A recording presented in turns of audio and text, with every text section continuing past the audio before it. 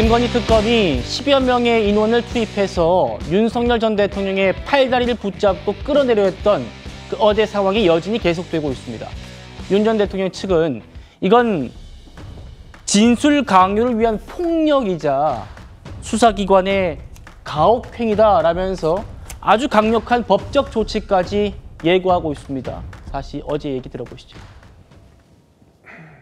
대통령 나이가 65세이십니다. 65세면은 노인에 해당됩니다.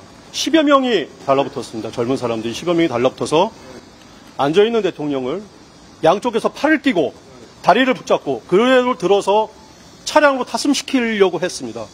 그 과정에서 완강하게 거부를 하시니까 다시 한번 앉아있는 의자 통째, 의자를 들고 그 의자에 앉아있는 대통령님을 같이 들어가지고 같이 또 옮기려고 했습니다. 그 과정에서 의자가 뒤로 확 빼졌고 대통령이 땅바닥에 철석 바닥에 떨어지는 그런 사태까지 발생을 했습니다. 그러면서 허리를 의자 다리에 부딪히기도 하셨고 또 팔을 너무나 세게 잡아당겨가지고 팔이 빠질 것 같다고 좀 제발 좀 놔달라고 부탁을 해서 겨우 강제력에서 조금씩 벗어났습니다. 팔을 잡아당겨가지고 팔에 염자라든지 이런 것들이 뭐 계속 통증을 좀 호소하셔가지고 급하게 진료를 좀 부탁을 드렸습니다. 11시쯤에 의무실로 진료를 받으러 들어가셨습니다. 윤 전 대통령이 의자에서 떨어지기까지 하면서 뭐 허리와 팔에 부상까지 입었다 이렇게 주장을 하고 있는데 법무부에서는 구치소의 의무실 확인 결과 멀쩡했다, 뭐 특이사항 없다라고 지금 입장을 또 내고 있습니다. 박 대변인님. 네. 윤 전 대통령 측은 폭력, 가혹행위 이런 단어까지 쓰고 있는데 법무부에서는 그런 거 없는데요 라고 또 반발하고 있고 양측도 입장이 또 부딪히고 있어요. 오늘도 어떻게 보십니까?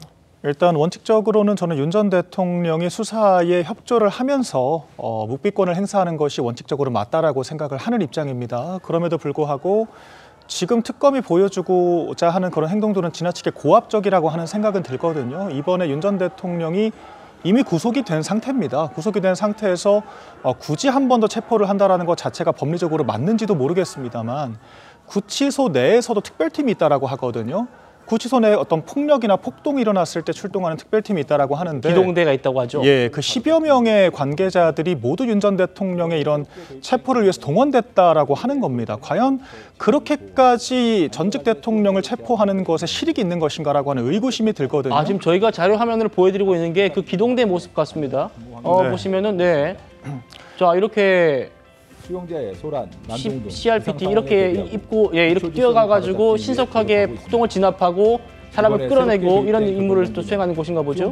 맞습니다. 그래서 저런 특별팀이 동원돼서 체포에 성공한다라고 하더라도 진술 거부권을 행사하면은 실익이 없는 행동을 지금 하고 있는 것이고요. 그렇기 때문에 지금 김건희 특검이 주도를 하고 있는 것이고 내란 특검 같은 경우에는 추가적인 수사 없이 기소 결정을 한 겁니다. 그렇기 때문에 또 대안들도 존재를 하거든요. 윤 전 대통령이 체포 집행에 임하지 않는다라고 하면 구치소에 직접 찾아가서 현장 조사를 하는 방식들도 있거든요. 그런데 이렇게까지 고압적인 방식을 택하는 이유가 뭐냐? 결과적으로 수사 그 자체보다는 국민들께 보여주는 게 목적이라고 저는 생각을 합니다.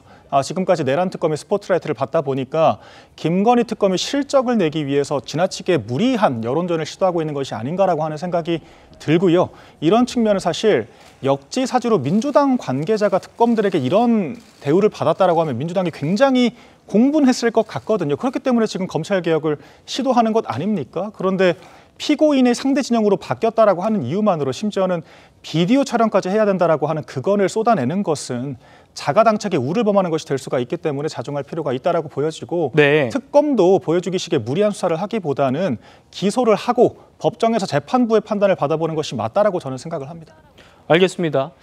교도소 내 폭동이 벌어졌을 때 그걸 진압하는 기동대까지 투입했던 이 특검의 물리력 행사를 두고 진보 진영에서조차 비판이 제기된다고 합니다.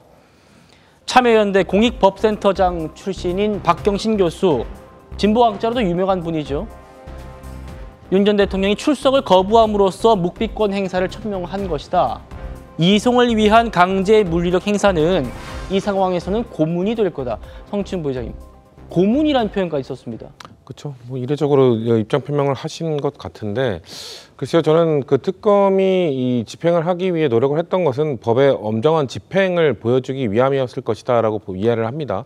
그러니까 단순히 그냥 피의자들이 뭐 이거 수사를 비협조적으로 하는 것이 아니라 아예 이 사법 시스템 자체를 거부하면서 뭔가 이거를 나는 안 나가겠다라고 하신 것 자체가 아까 다른 분들도 말씀하셨습니다만 나와서 피의자의 방어권은 저는 존중되어야 된다고 생각합니다. 하지만 진술 거부권이라 함은 묵비권이라 함은 수사 정도에 나와서 해야 되는 것이고 그렇기 때문에 사실 윤석열 전 대통령의 비판을 받는 것도 본인이 특검 시절에 그 최서원 씨와 관련돼서 최서원 씨가 나오려고 하지 않자 강제 인치를 하려고 시도를 했었고 그러자 최서원 씨가 그거에 순응하면서 수사정도 나왔던 과거도 있지 않습니까? 그런 걸로 봤을 때 과연 피의자들이 그냥 이렇게 비협조적으로 나왔을 때 보통 특검이나 이 사법부는 어떻게 행동을 하는가? 그냥 바로 기소를 하는 게 아니라 보통 강제인치 시도를 합니다. 그렇기 때문에 강제인치 시도를 했던 걸 똑같이 했을 뿐이라는 말씀을 드리고 싶고 글쎄요, 뭐 그 바디캠을 장착을 한 채로 집행을 들어갔다고 하는데 사실 바디캠을 장착하는 이유는 피의자의 뭐 인권을 침해하려고 하는 것이 아니라 오히려 반대입니다.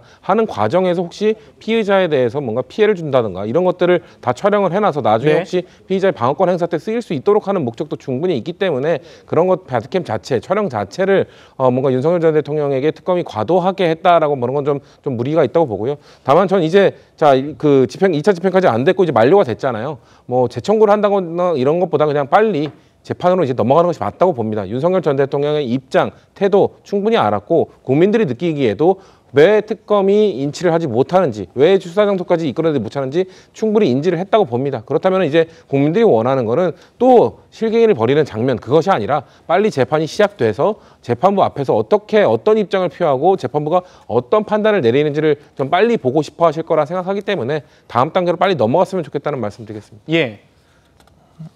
뭐 여러 해석의 차이는 있습니다만 어쨌든 진보 학자조차도 지금 상황이 고문에 해당할 수 있다는 말도 하고 있습니다. 언제까지 이런 논란을 우리 국민들이 소모해야 될지 또 모르겠습니다. 자, 그리고요. 윤 전 대통령 측은 특검 측이 전직 대통령을 납치하려 했다는 주장도 펴고 있습니다.